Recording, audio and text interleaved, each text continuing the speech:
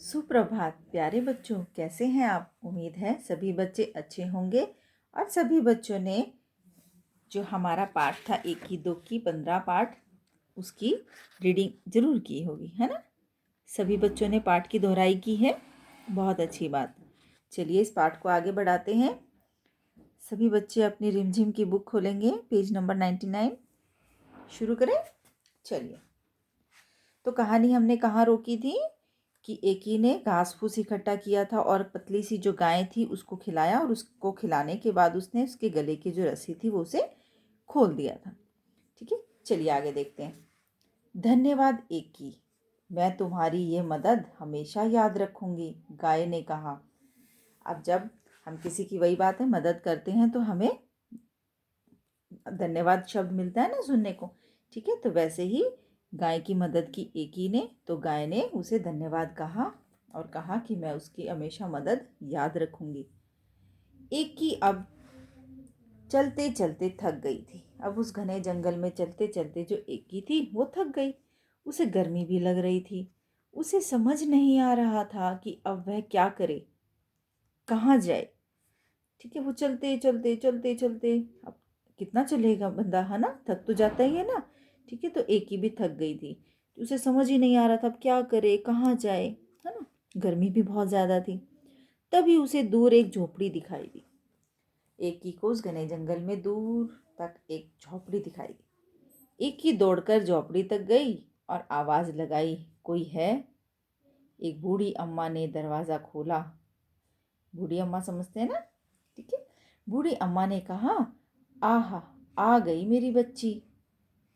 जैसे ही उसने दरवाजे पे आवाज़ लगाई, कोई है, तो बूढ़ी अम्मा ने अंदर से कहा, आहा, आ गई मेरी बच्ची, मैं तुम्हारी ही राह देख रही थी, आओ अंदर आ जाओ। एक ही हैरान हो गई और चुपचाप झोपड़ी में आ गई। झोपड़ी में आकर उसे बहुत अच्छा लगा। किसे झोपड़ी में आकर बहुत अच्छा लगा? एकी को। एकी को झोपड़ी में किसने बुलाया? बूढ़ी अम्मा ने। किसने ये बात कही कि आ गई मेरी बच्ची? किसने कही? बूढ़ी अम्मा ने ये बात कही। ठीक है, तो कहानी आपको समझ में आ रही है। ठीक है, तो बूढ़ी अम्मा ने क्या कहा कि वो उसकी राह देख रही थी। ठीक है, किसकी? एकी की। तो एकी भी हैरान हो गई इसकी ये बात सुनकर और चुपचाप झोपड़ी में चली गई। और झोपड़ी में जाकर एकी को बहुत ही अच्छा लगा। ठीक है, राहत महसूस हुई। ठीक है, जब हम थक जाते हैं और अब कहीं पे विश्राम करने की जगह मिल जाती है अच्छी सी, तो हम भी कहते हैं ना, मज़ा आ गया। तो ऐसे ही एकी के साथ हुआ। आइए पढ़ते हैं आगे। बूढ़ी अम्मा ने कहा, आओ बेटी, तुम्हारे लिए नहाने का पानी तैयार है। पहले अच्छी तरह से तेल लगाओ और उसके बाद नहा लो, फिर हम खाना खाएंगे। झोपड़ी में जो बूढ़ी अम्मा थी उसने कहा एकी को कि बेटी आओ, तुम्हारे लिए नहाने का पानी तैयार है।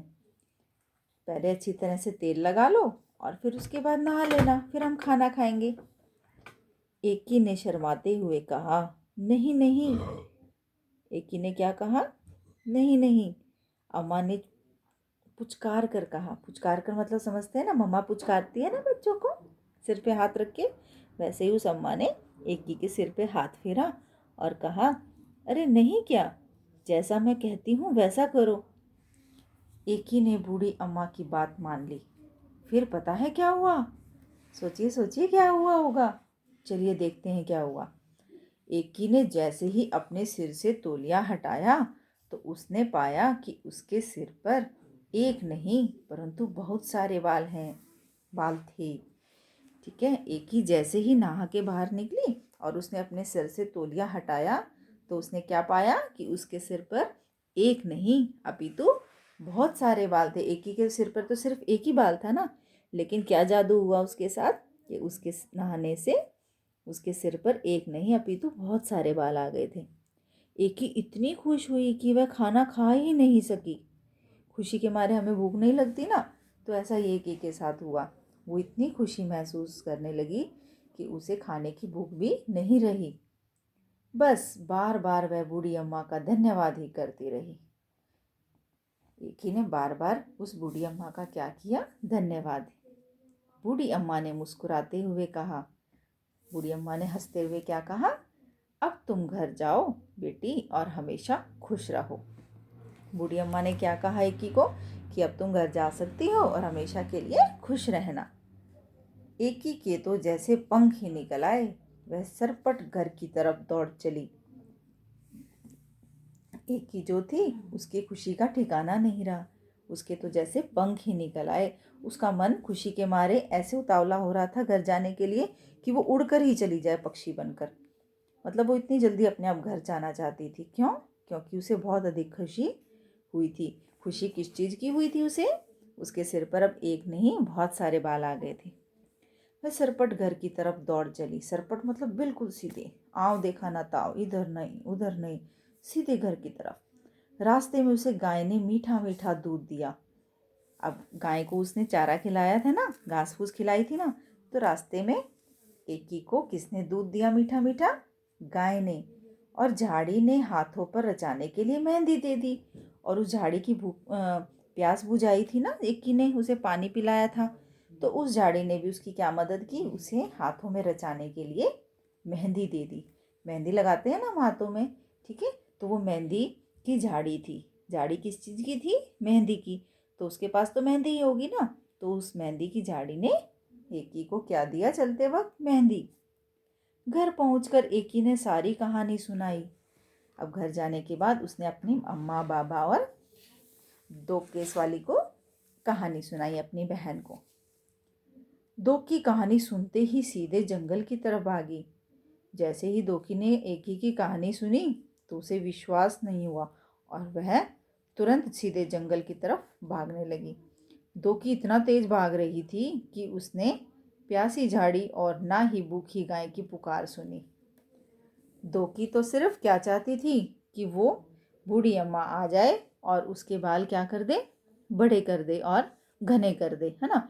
दोकी ने तो रास्ते में ये भी नहीं देखा कि झाड़ी प्यासी है, गाय भूखी है, उसको कुछ खिलाना है, झाड़ी को कुछ पिलाना है। नहीं, उसने किसी की पुकार नहीं सुनी। रास्ते में घने जंगल में पुकार तो उन्होंने भी लगाई थी, झाड़ी ने और गाय ने। एक ही को भी लगाई, लेकिन एक ही ने तो सुनी थी उसकी पुकार। उसको प्यासे को पानी पिलाया था और भूखे को भोजन कराया, है ना? लेकिन दोकी ने तो किसी की भी कोई पुकार नहीं सुनी। वो तो सीधा सिर्फ उस बूढ़ी अम्मा के पास ही जाना चाहती थी। आगे देखते हैं क्या हुआ। मज़ेदार कहानी है ना, देखिए आगे। वह तो धड़धड़ाती हुई झोपड़ी में घुस गई और बूढ़ी अम्मा को हुक्म दिया, मेरे लिए नहाने का पानी तैयार करो।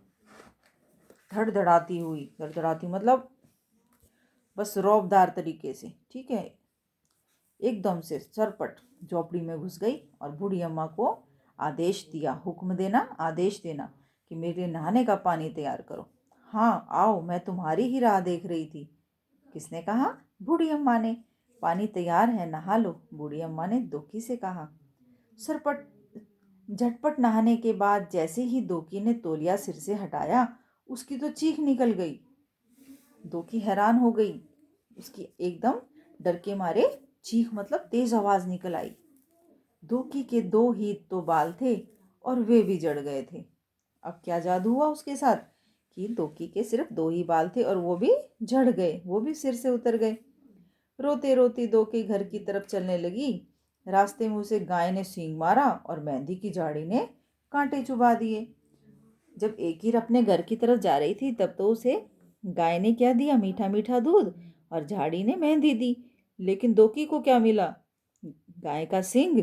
गाय ने उसे सींग मारा और मेहंदी की झाड़ी ने उसे कांटे चुभा दिए। मगर अब दोकी अपना सबक सीख चुकी थी। लेकिन अब दोकी को समझ में आ गया था कि उसकी गलती क्या है, उसे सीख मिल गई थी, ठीक है? इसके बाद एक ही दोकी अपने अम्मा बाबा के साथ खुशी खुशी रहने लगी। अब दोकी ने अपने ऊपर घमंड करना छोड़ दिया था, क्योंकि उसे अब सबक समझ में आ गया था। उसे भी सीख मिल गई थी कि कभी भी किसी चीज़ पर घमंड नहीं करना चाहिए और आपस में मिलजुल कर रहना चाहिए, है ना? वो हमेशा अपने को ही बड़ा समझती थी, है ना, कि उसके दो केस हैं, वो सबसे सुंदर है। तो हमें किसी भी चीज़ पर क्या नहीं करना चाहिए?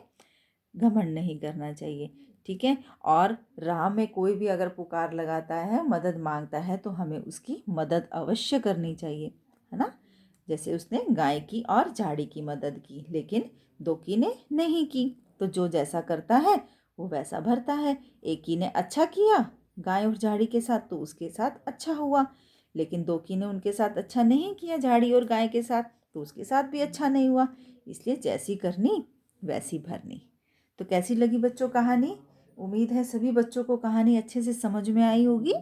सभी बच्चे कहानी को बहुत अच्छे से पढ़ेंगे। ठीक है बच्चों, एक बार नहीं, दो बार नहीं, 3 बार। ठीक है, ताकि आपको एक एक शब्द का मतलब भी समझ में आए और आपको पढ़ने में आसानी भी हो। Okay, bye bye.